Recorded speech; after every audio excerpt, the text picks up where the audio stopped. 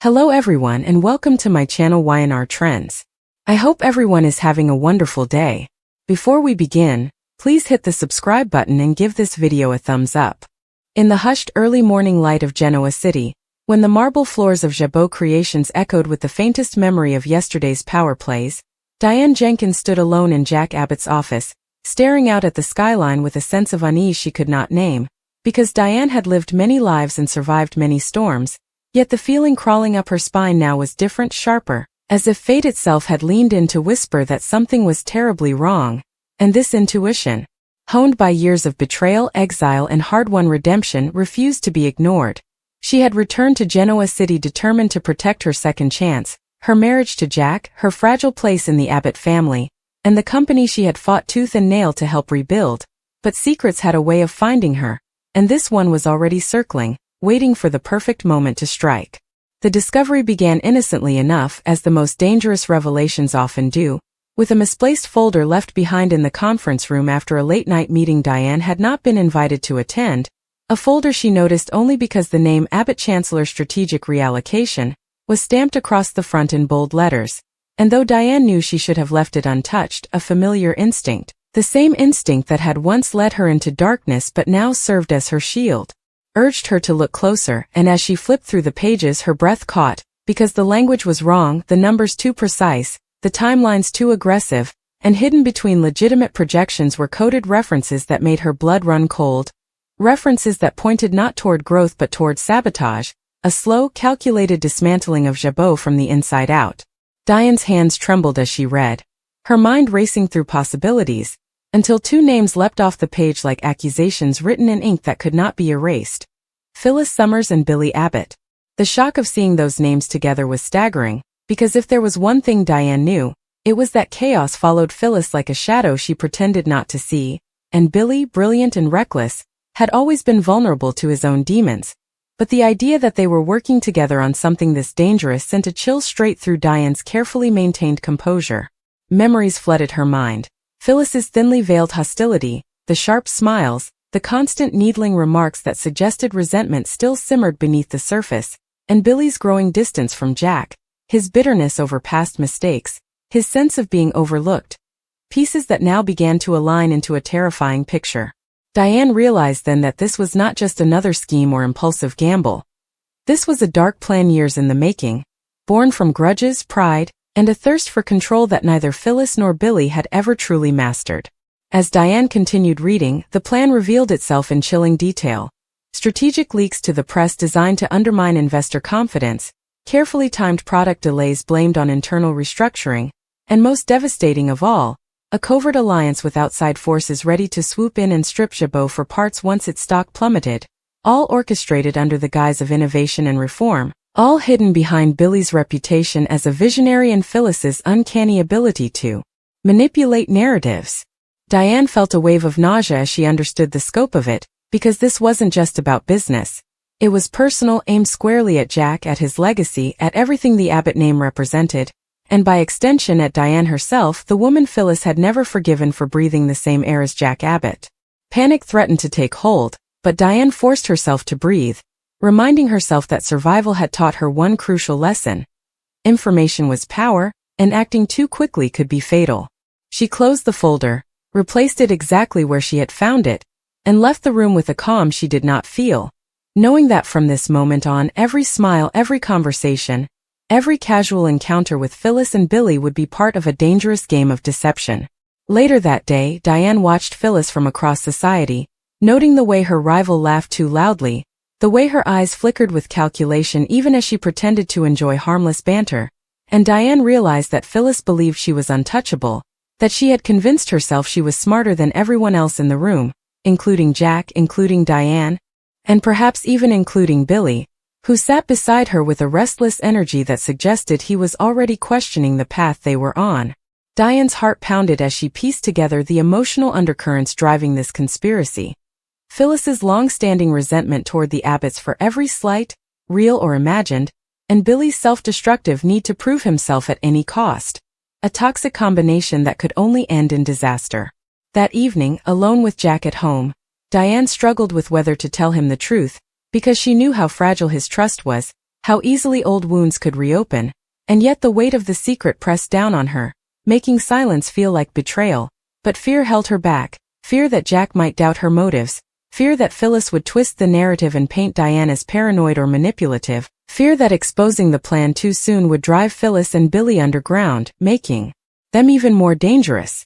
As the days passed, Diane quietly investigated, leveraging her position at Jabot to cross-check numbers, trace communication trails, and observe shifts in internal politics. And with every discovery, her worst fears were confirmed, because the plan was already in motion, subtle but relentless, and the closer Diane looked, the more she realized how brilliantly Phyllis had insulated herself, using intermediaries, burner accounts, and carefully planted misinformation to ensure plausible deniability, while Billy, driven by equal parts ambition and insecurity, served as the public face of reform, unaware, or perhaps willfully ignorant, of just how far Phyllis was willing to go. Diane's internal conflict intensified, because she could see the tragedy forming, the inevitable moment when Billy would realize he had been used, when Phyllis would sacrifice him to save herself, and when Jack would be left to pick up the pieces, betrayed not only by his brother but by a woman he had once trusted. And Diane knew that if she failed to act, she would be complicit in the destruction of the man she loved. The turning point came during a tense board meeting, when Diane noticed a subtle exchange between Phyllis and an unfamiliar executive, a look that spoke volumes to someone trained to read between the lines, and in that instant, Diane understood that the final phase of the plan was approaching, that Jabot's collapse was no longer a distant possibility but an imminent threat, and fear gave way to resolve. Diane confronted Billy first, choosing a private moment when his guard was down, and what she saw in his eyes confirmed her suspicions, because beneath the bravado was doubt, a nagging sense that he had crossed a line he could not uncross, and Diane spoke not with accusation but with brutal honesty, laying out the consequences, the lives that would be destroyed, the legacy that would be forever stained, and for a moment Billy wavered, torn between loyalty to Phyllis, resentment toward Jack, and the last shreds of his conscience. That hesitation told Diane everything she needed to know. Billy was not beyond saving, but Phyllis was already too deep, too committed to the lie she had built her life around. When Phyllis learned that Diane was closing in, the mask slipped, revealing a fury that shocked even those who thought they knew her, and the rivalry between the two women exploded into open warfare, fueled by years of jealousy, betrayal, and unresolved hatred, each accusing the other of manipulation and deceit. But beneath the insults lay a deeper truth, because Phyllis saw in Diane a reflection of her own past mistakes, a woman who had dared to come back from the brink and find happiness, something Phyllis feared she herself might never achieve. As alliances shifted and secrets spilled, Genoa City buzzed with rumors, the press circling like vultures, investors growing restless, and Jack sensing that something was slipping through his fingers even as he struggled to hold his family together. And when Diane finally revealed the truth to him, it was with evidence so damning that denial was impossible, and Jack's devastation cut deeper than anger ever could, because this betrayal came from within, from people he had loved and trusted, and, as the fallout began, Diane stood by his side, knowing that the battle was far from over, that Phyllis would not go quietly, that Billy would have to face the consequences of his choices, and that the scars left by this dark plan would linger long after the headlines faded. In the end, Diane's discovery did more than expose a conspiracy. It forced every player involved to confront who they truly were, stripping away illusions and leaving only hard truths in their wake. And as Genoa City braced itself for the reckoning to come, one thing became clear. Secrets may be buried in shadows, but in a town built on ambition and betrayal, they always find their way into the light, and when they do, no one emerges unchanged. Diane could feel the weight of the secret pressing on her like an invisible vice, and as she navigated the halls of Jabot the following morning, she realized that every smile from a coworker, every handshake, and every casual greeting could conceal ulterior motives, because when Phyllis and Billy were involved, nothing was ever straightforward, and Diane's instincts screamed that the storm was only beginning, a slow, relentless tempest that would test her patience, her courage, and her capacity to trust. Yet she knew that hesitation was dangerous, that inaction could be fatal, and so she moved carefully, like a chess master anticipating multiple moves ahead, knowing that the outcome of this game would determine not only Jabot's survival but the future of her marriage to Jack, whose obliviousness to the depths of the conspiracy only fueled her urgency. because she could not allow the man she loved to become collateral damage in a war orchestrated by people who had once been close friends. The following days brought a tense series of observations and subtle interrogations, Diane weaving herself into situations where she could hear snippets of conversation without arousing suspicion, following emails, monitoring meetings, and even leveraging past relationships within the company to discreetly gather intelligence, all the while maintaining a composed exterior that concealed the storm raging within, because Diane had learned long ago that showing fear in Genoa City was equivalent to surrender, and surrender was a luxury she could not afford, especially not when Phyllis, with her uncanny ability to manipulate perception, could turn even Diane's smallest misstep into a public scandal, undermining her credibility and making it appear that she was the one instigating chaos rather than exposing it. One evening, Diane received an unexpected text from a source she had not contacted in years, an insider who had always admired her cunning and her dedication to protecting the Abbott legacy. A message so cryptic and urgent that it left Diane both intrigued and alarmed. "Meet me at Crimson Lights at 9. Don't bring anyone. It's about Phyllis and Billy. The clock is ticking." Diane's pulse quickened because she knew that whatever information awaited her would not only confirm the scope of the conspiracy, but also push the danger to a personal level, forcing her to make choices that could jeopardize everything she had rebuilt. As she approached the cafe, Diane noticed a figure sitting in the shadows, a familiar face partially concealed by the brim of a hat, and her mind raced through possibilities. Betrayal, misinformation, a trap, or perhaps finally, the missing piece of the puzzle that would allow her to act decisively. The conversation was brief but explosive. The informant laid out evidence of covert meetings between Phyllis and high-powered investors, secret accounts funneled through shell corporations, and even a clandestine attempt to influence key board members in order to force Jack's resignation. Diane absorbed every detail, each revelation striking her like a lightning bolt, because this confirmed the most sinister aspects of the plan she had feared but could not fully prove. Her mind raced. The timing was critical, the precision of the maneuvers almost surgical, and the consequences of exposing the plot too late could be catastrophic, not just for Jabot, but for the entire Abbott family, whose reputation had already been battered by years of internal strife and public scandals. Armed with this new information, Diane returned home that night to find Jack in the study, immersed in his work, oblivious to the tempest gathering at the very heart of his company. The tension between them was palpable, a silent acknowledgement of unspoken fears, and Diane realized she could no longer delay the confrontation.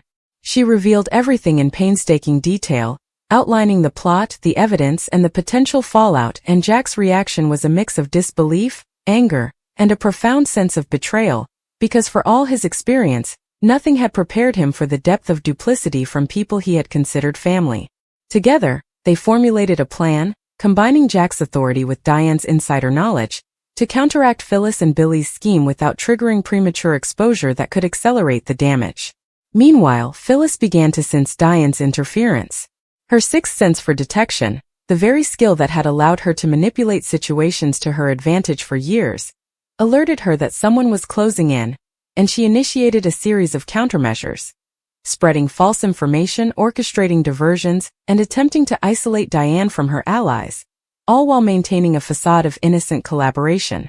Diane, anticipating such moves, leveraged her understanding of human behavior and her knowledge of Phyllis's weaknesses, exploiting gaps in the scheme and manipulating the narrative in ways that subtly undermined Phyllis's influence without revealing her hand prematurely. Billy, caught in the moral crossfire, experienced growing tension. He was torn between loyalty to Phyllis, the woman who had captivated him with her charm and audacity, and the nagging realization that the consequences of their actions could devastate lives, including his own. Diane sensed his conflict and chose to confront him directly, appealing to his conscience, emphasizing the ethical and emotional cost of continuing the plan, and offering him a path to redemption by collaborating with her to neutralize Phyllis's scheme. The conversation was fraught with emotion, exposing vulnerabilities in both of them, and it became clear that Billy's choice would determine the ultimate trajectory of the conspiracy, whether it would implode under its own weight or continue toward inevitable disaster. As the confrontation unfolded, the ripple effects extended throughout Genoa City. Whispers of the plot began to circulate among employees, subtle signs of distrust appeared in board meetings, and investors started questioning leadership decisions, unaware of the hidden hand guiding events behind the scenes. Diane's careful orchestration ensured that the panic remained contained, but the pressure on Phyllis and Billy intensified with each passing day, eroding the cohesion of their alliance, exposing cracks in their resolve, and amplifying the tension that Diane had anticipated. Meanwhile, Jack, armed with Diane's intelligence and his own instincts, prepared to take decisive action at the next shareholder meeting, intending to present evidence in a manner that would protect Jabot's reputation while forcing Phyllis and Billy to account for their actions. Diane, aware that Phyllis was likely monitoring their communications, implemented multiple layers of subterfuge, ensuring that their strategy remained a secret until the moment of revelation, a delicate balancing act that required precision, courage, and the ability to predict human behavior at its most irrational. On the day of reckoning, the tension in Jabot's boardroom was palpable, the air thick with anticipation, suspicion, and the unspoken acknowledgement that something monumental was about to occur. Diane, seated beside Jack, observed every reaction, every subtle shift in body language, every flicker of the eyes, knowing that these micro-expressions would reveal more than words ever could. When the evidence was presented methodically with undeniable clarity, the room reacted in waves of shock, disbelief, and outrage, and Phyllis, confronted with the exposure of her actions, faltered, her confidence cracking, while Billy, finally acknowledging the consequences of their choices, exhibited a mix of guilt and relief, understanding that redemption required acknowledgement and action. The fallout from the revelation reshaped the landscape of Genoa City. Relationships were tested, alliances were broken, and the Abbott family, though battered, emerged stronger, reinforced by the trials they had endured and the loyalty Diane had demonstrated.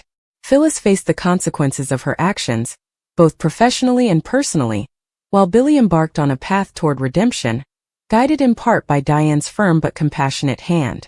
Diane herself, though exhausted, recognized the deeper victory: the restoration of trust, the preservation of legacy, and the affirmation of her own resilience, intelligence, and moral compass in the face of deception, betrayal, and danger. As the city settled into a tentative calm, Diane reflected on the events, realizing that while secrets may always lurk in shadows, it is courage, foresight, and integrity that determine who survives and who thrives in the ruthless world of Genoa City.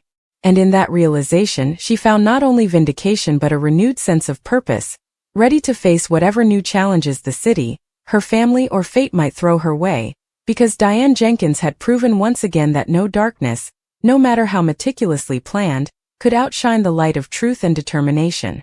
Despite the victory at the boardroom, Diane knew that Genoa City never stayed quiet for long. Even as Jack attempted to stabilize Jabot, whispers of Phyllis's machinations continued to circulate, fueled by allies who had been subtly influenced by her charm and cunning over the years.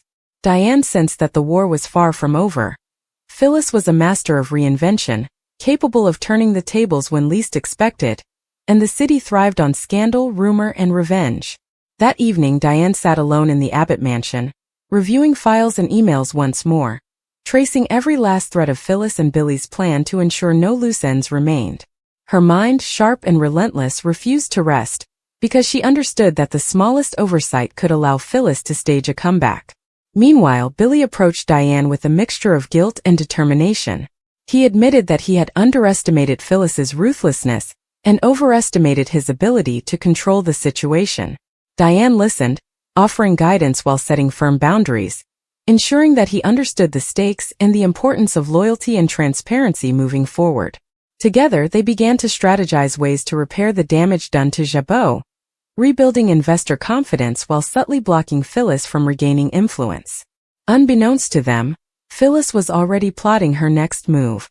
In a dimly lit room, she reviewed the fallout, a sly smile curling her lips. Diane's interference had slowed her, but it had not broken her, and Phyllis was determined to reclaim power in a way that would surprise everyone, exploiting vulnerabilities that only she could see. The game was far from over, and the tension between Diane, Jack, Billy, and Phyllis promised that Genoa City would witness another storm, one filled with betrayal, deception, and shocking revelations that would leave no one unchanged.